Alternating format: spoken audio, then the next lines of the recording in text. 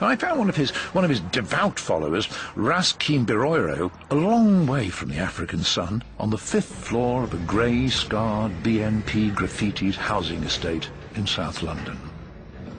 So many people are waiting for Christ to return, but you believe he's already returned. Yeah, we know he's returned.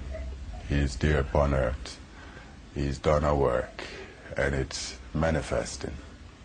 He came to bring judgment. So, but he's here on earth now? Yeah. What happened when Haile Selassie died? That wasn't the end. We know that he is not dead, that he lives. Yeah. So you know that he lives? Well, the King of Kings is the Almighty, and he lives. But what, not in a physical... Spiritual, physical, and in all form, he is there. He's the omnipotent one. Rastafarianism doesn't have a specific set doctrine, beliefs sort of assembled by members rather than laid down from on high. But many Rastafarians do believe that the Italian invasion of Ethiopia, then Abyssinia, was one of the first battles of Armageddon. Lucky Rastas, the Messiah has arrived, the battles of Armageddon have already started, and for the wicked, every day is Judgment Day. You look out at the world, you pick up the newspaper and you think, that's a judgment. Well, yeah, I see it all the time. You read that there, the person crashed in the car and the relatives say, oh, he lived for that car. You see? When a catastrophe occurs, like, I don't know, the tsunami or something like that, would you see that as a judgment? Sure.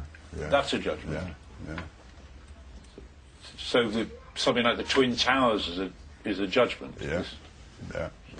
But it seems a bit... I mean, those people who were killed in the tsunami, would we have to believe that they had been wicked, that they were killed, that they were like people in Sodom and Gomorrah? If the tsunami licked out and wiped out a country, is that the whole nation's judgment?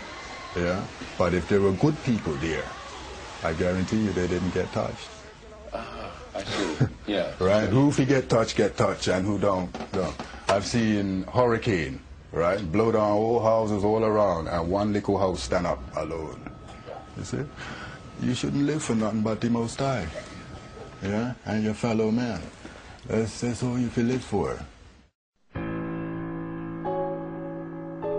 Walking away from this sad tenement block, I wondered if the reason some people so fervently believe in the end and their own salvation is because it compensates them for their lack of status in ordinary society.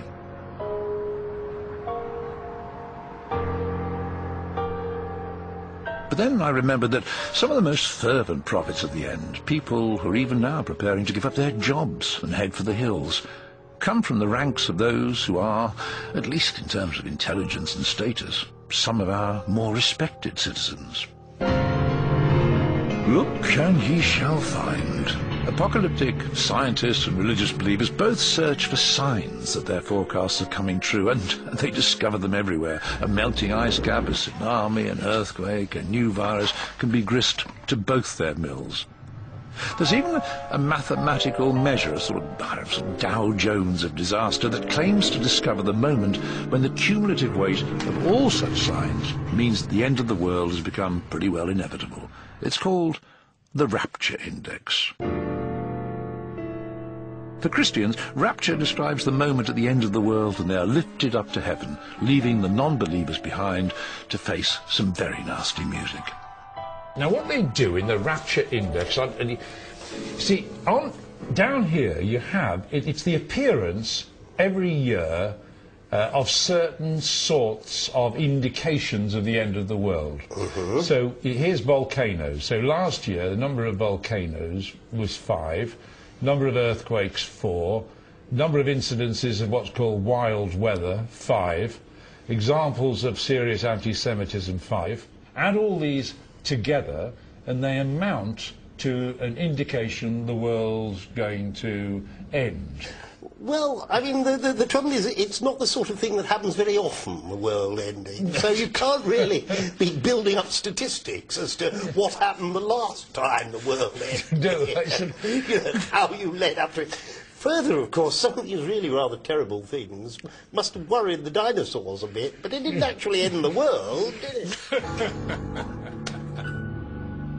Those poor sad dinosaurs were destroyed 65 million years ago by a big, fat asteroid. I met up with Monica Grady, Professor of Planetary and Space Sciences at the Open University, to find out exactly what happened. The energy of a 10-kilometre solid object hitting the ground converted into gas, this massive explosion. The energy that was put into the atmosphere radiated then back to the surface of the Earth. And it caused the Earth to catch fire. We lose all light as well. I mean, we don't have days and nights on it. No, well, what happened then, because you've got smoke from all the fires, you've got a lot of rock dust, pulverised dust and water vapour into the air, it got very dark, and by a terrible coincidence, the impact was into a layer where there was a lot of sulphur, which puts a lot of sulphur oxide into the atmosphere. That rained out as a horrible mixture of nitric acid and sulfuric acid. It is Armageddon, isn't it? It's terrible. But we've got to talk about the possibility of anything like that happening again. I mean, the possibility of anything as large as that hitting the Earth again is very, very, very remote. I mean, how would we measure it? No, I'm sorry. The possibility of something very large hitting the Earth again is absolutely certain. It is? It is. Oh. But what we can't predict is when it's going to be.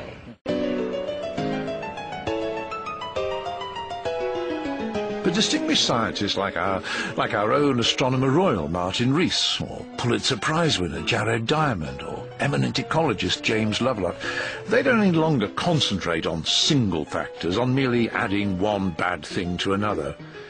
They talk increasingly about how the new interconnectedness of the world could lead one or other of these disasters to produce total global failure, synchronous failure. Evolutionary psychologist Dylan Evans not only believes this analysis, he's going to act on it. Surely societies can't sleepwalk into disaster, but it seems, unfortunately, from historical precedent that over and over again that is exactly what complex societies have done.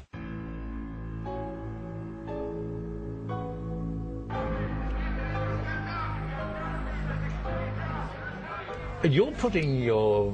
We can put it like this, you're putting your money where your mouth is. You are getting out and setting up a commune. Yes, I'm calling it the Utopia Experiment. Do you know if you've got anybody to join you in your commune? I have, actually. I've got my first volunteers include a sort of a professor of mechanical engineering, a journalist, a lawyer, and a number of other people. It's a way of trying to think about some of these issues. It's a way to call attention to some of these issues. We're going to have fun doing it, but there's obviously a very serious point behind it. And you see, my motto is just because it's the end of the world doesn't mean you can't have the sense of humour about it. So Dylan Evans is heading for the woods. He's unlikely to find his commune overpopulated. The British and Armageddon somehow don't mix.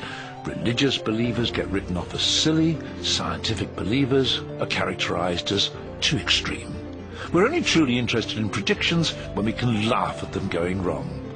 And of course there's one other apocalyptic impediment, the well-known British inability to get things to run on time.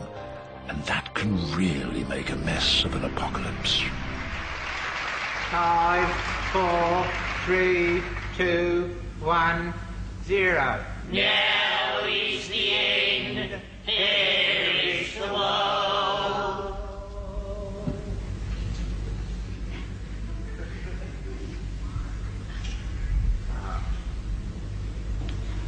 It was GMT, wasn't it?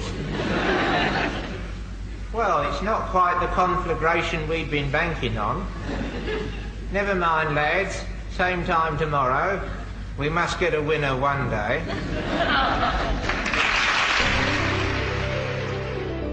Well, way beyond the fringe lies a vast fortune buried in the mists of time. Tahir Shah searches for the lost treasure of Afghanistan, next on 5.